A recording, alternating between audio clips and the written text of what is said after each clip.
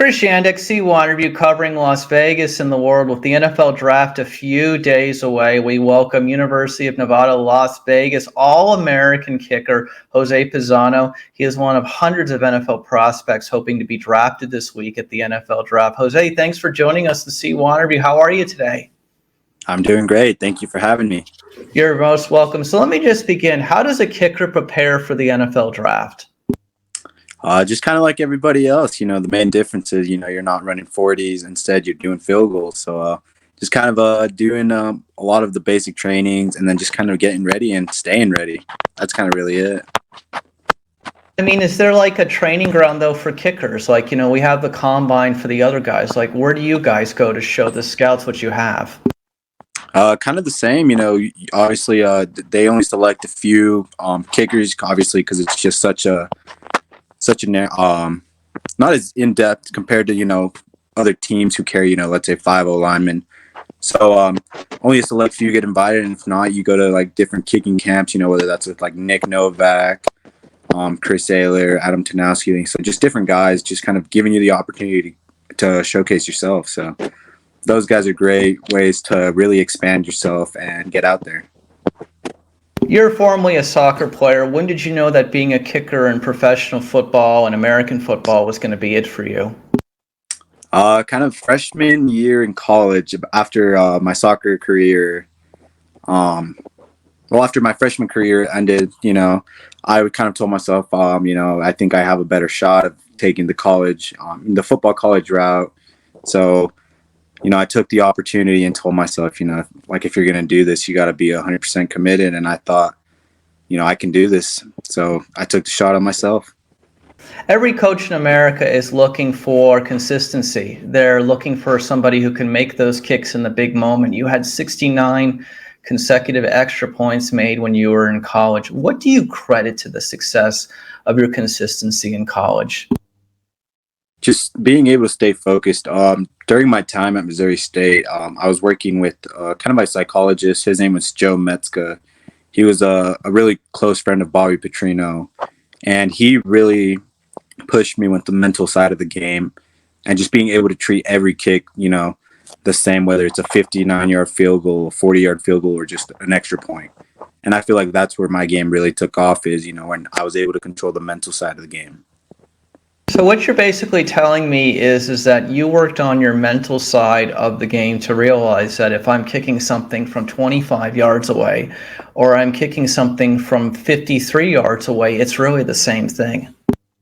Yes, correct. I think that's what kind of separates, good kickers from, great kickers, is being able to control your emotions, being able to just control the mental side of the game. A lot of kickers, they'll miss a kick and they just can't bounce back from that. And then they're missing 2 to 3 field goals, whether it's practice games. And that can be really crucial if, you can't overcome that. NFL draft expert Mel Kiper has listed you as one of the 10 best kickers in America. This year's draft, it looks like we may get a couple of selections. If not, of course, there's free agency. But what would it be like to be drafted or be put on an NFL roster? I think it would definitely be life-changing and very, very just an amazing feeling. Obviously, I started as a soccer player, so it wasn't always my dream to be an NFL kicker. But even just with this opportunity, it would definitely be life-changing, and I think it would be like one of the most amazing things I've accomplished.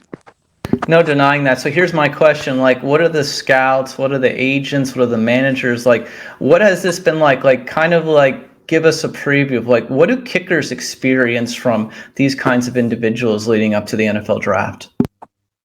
It's just like with, college recruiting, the kickers, snappers, and punters are always the last on the board. They're kind of the bottom of the barrel, last second to get. So it's just one of those things where it's very, very, it's a very like big patient game. You got to be patient, calm, and you can't, stress out if you don't hear a call right away, because at the end of the day, they're going to be looking for wide receivers, tight ends, O-linemen. So it's just definitely a waiting game.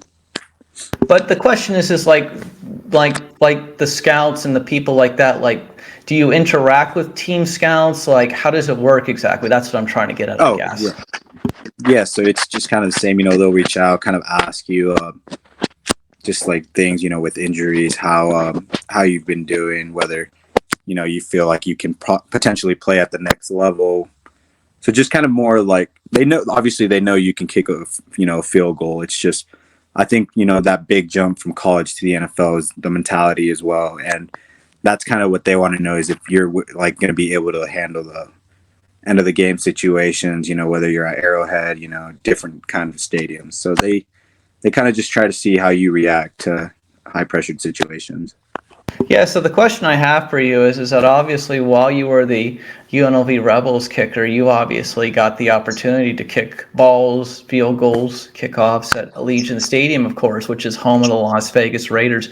Do you think that being able to be a college player who plays their home games in an NFL stadium, that gave you any kind of advantage? Yeah, definitely. I think the Boise State game was, the most packed game we had all season. And I think that kind of just gave me a little small sample of, expecting big crowds. And even during my time at Missouri State playing against, an SEC Arkansas team, that I felt like was the most realistic to an NFL environment. But yeah, like you mentioned, being able to play in the Raider Stadium, it just kind of gives you a different perspective of how much like the jump is from the college to the NFL level. No denying that. So let me ask you, being part of this UNLV team, they hadn't been to a bowl game in 10 years. You guys won 9 games, 9-4. No one was expecting that last season. What do you feel like changed for this program last year under Barry Odom? And obviously, you guys should just clicking on all levels. The expectations for sure. He came in first day of the meeting. He said, we have high expectations. Our expectation is a bowl game. And even then it wasn't one of those, expectations. He set that as the minimum line. He wanted us to, compete for the Mountain West Championship and win our bowl game, whatever opportunity we had after the Mountain West Championship. So he just really raised the bar, told us that we had to compete every day, and that if you couldn't jump on the train, then you were going to get left behind. And what was the experience like? Like, what will you remember about being here for a college football season in Las Vegas? Like, what will that remember for you? What will those memories be like? They're going to be definitely cherished. I definitely had some of the best time in Vegas with my teammates, the coaches. I definitely think the coaches had a huge factor into the success that we had. And not only did they, change the program around, but they made it fun for us.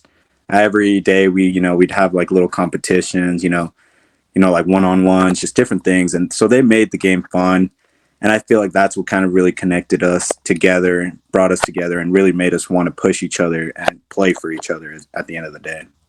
So then, finally, of course, this is your moment. I mean, this is the internet. Everything is out there. People can find anything. Why should an NFL team add you to their roster?